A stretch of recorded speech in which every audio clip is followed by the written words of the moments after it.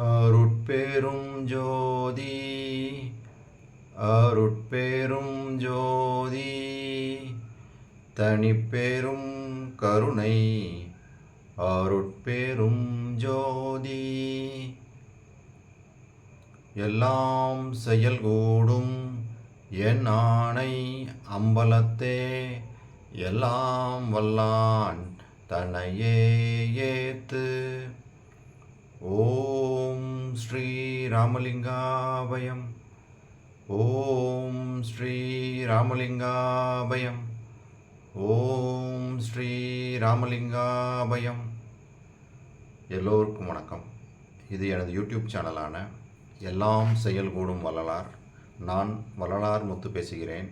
இன்றைய பதிவில் நாம் தற்சுதந்திரம் இன்மை என்ற தலைப்பின் கீழ் வரும் 10வது பாடலுக்கான விளக்கத்தை பார்க்க இருக்கின்றோம். முதலில் நான் பாடல் வரிகளை படிக்கிறேன், பின்பு விளக்கத்தை பார்ப்போம்.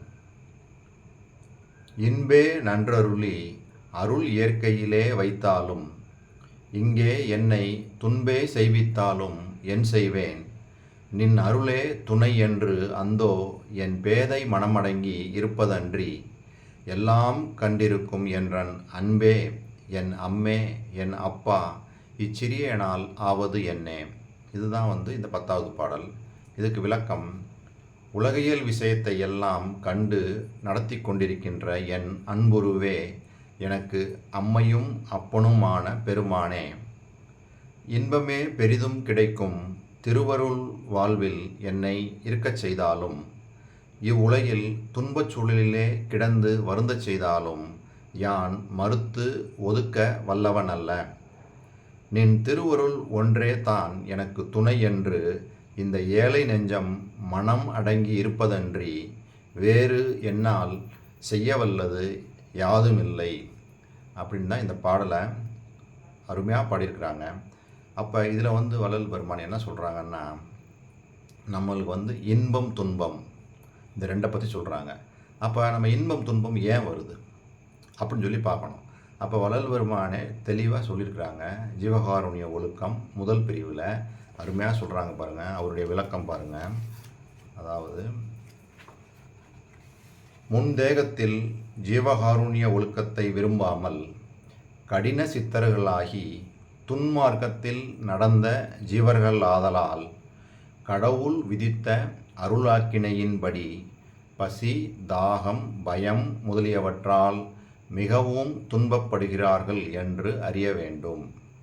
அப்போ முற்பிறவியில் ஒருத்தவங்க ஜீவகாருண்ய ஒழுக்கம் இல்லாமல் கடின சித்தர்களாகி துன்மார்க்கத்தில் போனதுனால அதனுடைய அந்த வினைகள், அப்போ செஞ்ச அந்த வினைகளுடைய பயனை இந்த பிறவியில் துன்பமாக அனுபவிக்கிறாங்க அப்படின்னு சொல்லி இங்கே தெளிவாக ஜீவகாருண்ய ஒழுக்கம் முதல் பிரிவில் சொல்கிறாங்க. சரி, இப்படி சொன்னவங்க அப்படியே அகவல் எப்படி சொல்கிறாங்க பாருங்கள். துன்பளித்து ஆங்கே சுகம் அளித்து உயிர்களை அன்புற காத்தருள் அருட்பெரும் ஜோதி அப்படின்னு சொல்லி சொல்கிறாங்க. இப்படி இங்கே சொன்ன இந்த துன்பளித்து ஆங்கே சுகமளித்து உயிர்களை அன்புற காத்தருள் அருட்பெரும் ஜோதி, இங்கே சொல்கிறதும் பார்த்தீங்கன்னா அதே விஷயத்தை தான் சொல்கிறாங்க. அதாவது உலகத்தில் நம்மளுக்கு கொடுக்கப்பட்ட அந்த அற்ப சுதந்திரத்தினால நம்ம செய்த வினைகளுக்கு ஏற்ற பயனை அனுபவிக்கிறது, அதுன்றது தான் இயல்பு. இதுதான் கடவுளுடைய அருளாக்கினை நியதி அப்படின்றாங்க. அந்த நியதியின்படி சென்ற பிறவியில் தீவினை செய்தோம்னா அதுக்கேற்ற துன்பம், சென்ற பிறவியில் நல்லவைகளையே செய்திருந்தோம்னா அதுக்கேற்ற மாதிரி இன்பம், இதை கொடுக்குறான் அப்படின்றதுக்கு வள்ளல் பெருமான் அருமையாக நம்ம இதிலே சொல்கிறாங்க. அகவல்லையே இதில் ஒரு பாடலில் சொல்கிறாங்க, மகாதேவ மாலையில் சொல்கிறாங்க.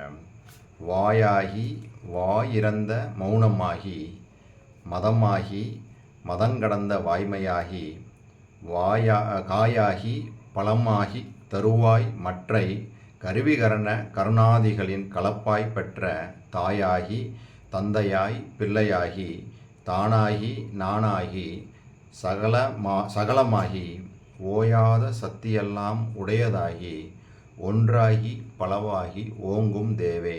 அருமையாக அந்த மகாதேவ மாலை பாடல். இதில் சொல்கிறாங்க பாருங்கள். காயாகி பழமாகி தருவாய் மற்றை கருவி கரணாதிகளின் கலப்பாய் பெற்ற தாயாகி தந்தையாய் பிள்ளையாகி தானாகி நானாகி சகலமாகி அப்படின்றாங்க. அப்போ இங்கே வந்து தீவினை செய்பவர்களுக்கு காயாகவும் நல்வினை செய்பவர்களுக்கு பலமாகவும் இருக்கின்றான் அப்படின்னு சொல்லி அப்படியே சொல்கிறாங்க. அப்போ இதுக்கு தெளிவாக இந்த துன்பளித்து ஆங்கே சுகமளித்து உயிர்களை அன்புற காத்தருள் அருட்பெரும் ஜோதி அப்படின்றாங்க. அதாவது கடவுள் வந்து அந்த அவருடைய நியதியின்படி என்ன செய்கிறாங்க, துன்பத்தை கொடுக்குறான். ஏன்னா சென்ற பிறவியில் அவங்க துன்மார்க்கத்தில் போய் அந்த தீவினைகள் செஞ்சதுனால இந்த பிறவியில் துன்பத்தை கொடுக்குறான். அந்த துன்பத்தை கொடுக்கும்போது கூட அவர்கள் வருத்தமடையாத அளவில் துன்பளித்து அப்போதே அவ்வுயிர்களுக்கு சுகத்தையும் அளித்து அவ்வுயிர்களுக்கு அருட்பெரும் ஜோதி ஆண்டவரே அன்புடன் காத்தருள்வாயாக. பாருங்கள், என்ன ஒரு கருணை பாருங்கள். ஓகே, அவங்க வந்து சென்ற பிறவியில் துன்மார்க்கத்தில் போய் பலவிதமான தீவினைகள் செய்கிறாங்க. அதனால இந்த பிறவியில் வந்து உங்களுடைய நியதியின்படி அவங்களுக்கு துன்பத்தை கொடுக்கணும். அந்த துன்பத்தையும் அவர்கள் வந்து தாங்கி கொள்ளும் அளவு துன்பத்தை கொடுத்து அவர்களுக்கும் சுகத்தை கொடுத்து அருள்வாயாக அப்படின்னு சொல்லி வள்ளல் பெருமான் அருமையாக இந்த பாடலை பதிவு பண்ணியிருக்கிறாங்க. சரி, இப்போ நம்மளுக்கு தெரிஞ்சிருச்சு நல்வினை தீவினை அதற்கேற்ப இந்த இன்ப துன்பங்கள் வருது அப்படின்றத தெரிஞ்சுக்கிட்டோம். இப்போ தெரிஞ்சவங்க அப்படியே வந்து பாருங்கள், இந்த பாடல் பாருங்கள். தீவினை நல்வினை எனும் வன்கயிற்றால் இந்த ஜீவர்களை ஆட்டுகின்ற தேவே நாயேன் ஏவினை நேர் கண்மடவார் மையர் பேயால் இடருளந்தும் சலிப்பின்றி என்னே பின்னும் நாவினை என் பால் வருந்தி கரண்டுகின்ற நாய்க்கும் நகை தோன்ற நின்று நயக்கின்றேன் நான் ஆவினை விட்டு எருத்து கறந்திடுவான் செல்லும் அறிவிலிக்கும் அறிவிலியேன் ஆனவாறே. இங்கே என்ன சொல்கிறாங்க, தீவினை நல்வினை எனும் வன்கயிற்றால் இந்த ஜீவர்களை ஆட்டுகின்ற தேவே. இங்கேயும் இதுவும் மகாதேவ மலை பாடல் தான், இங்கேயும் சொல்கிறாங்க பாருங்கள். அப்போ தீவினை நல்வினை இந்த ஒரு கயிறு அதனால வந்து என்னை ஆட்டுற அப்படின்னு சொல்லி இங்கேயும் தெளிவாக சொல்கிறாங்க. அப்போ அப்படி இருக்கவங்களுக்கும் நீ வந்து என்ன செய்யணும், அவங்களுக்கு துன்பத்தை மட்டுமே கொடுக்காம அவங்களுக்கு சுகமளித்தும் அவர்களை காத்தருள வேண்டும் சொல்லி இந்த அகவல் வரியில் சொல்கிறாங்க. சரி, அப்போ இப்படிலாம் சொல்லும்போது நம்ம ஏற்கனவே சென்ற பாடலில் பார்த்தோம் பார்த்திங்களா, சென்ற பதிவில் என்ன பார்த்தோம் அப்படின்னா, அதாவது 2ஆம் திருமுறையில் உள்ள பாடல்,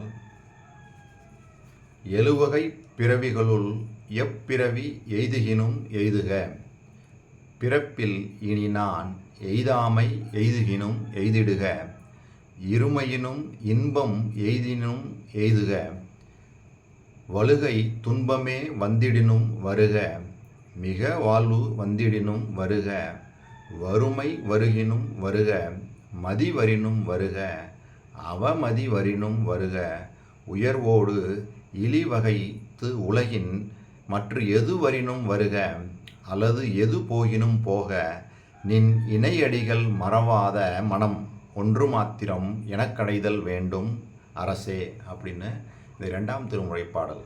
இப்போ இந்த பாடல் என்ன சொல்கிறாங்க பாருங்கள், துன்பம் வந்தாலும் சரி இன்பம் வந்தாலும் சரி எது வந்தாலும் சரி, மதி வந்தாலும் சரி அவமதி வந்தாலும் சரி, வாழ்வு வந்தாலும் சரி தாழ்வு வந்தாலும் சரி, பிறப்பு வந்தாலும் சரி இறப்பு வந்தாலும் சரி, எது வந்தாலும் சரி வரலனாலும் சரி, நினது இணையடிகள் மறவாத மனம் ஒன்று மாத்திரம் எனக்கடைதல் வேண்டும் அரசே அப்படின்னு சொல்கிறாங்க. அப்போ இந்த பாடல்லையும் அதான் சொல்கிறாங்க, நல்வினை தீவினைகளுக்கு ஏற்றவாறு நீ தான் வந்து எங்களுக்கு வந்து இன்ப துன்பங்களை கொடுக்குற.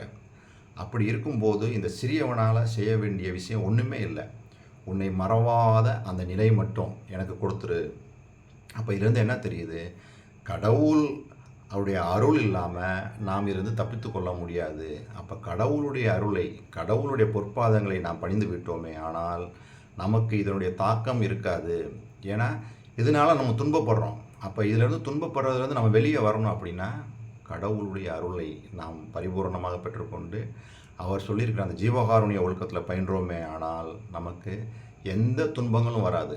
ஏற்கனவே நம்ம பார்த்தது தான், ஜீவகாருண்யம் உள்ள சம்சாரிகளுக்கு எவ்வித ஆபத்துக்களும் ஊழ்வினையாலும் அஜாக்கிரதையாலும் சத்தியமாக வராது.